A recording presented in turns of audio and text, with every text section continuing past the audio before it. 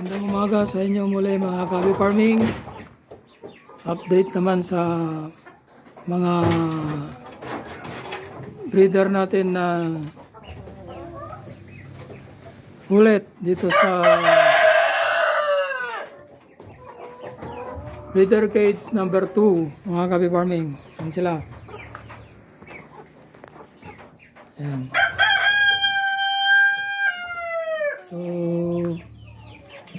bali ang mga ito mga Kabi Farming ay 5 months sa mga ito. 5 months na.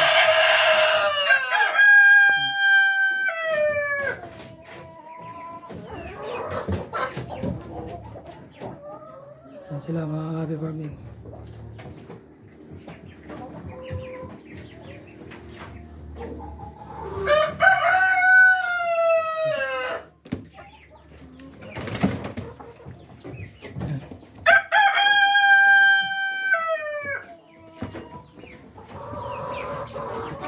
So, yan sila. Bali 5 sila rito mga Kabi Farming. Pang-anim itong rooster natin. Yan.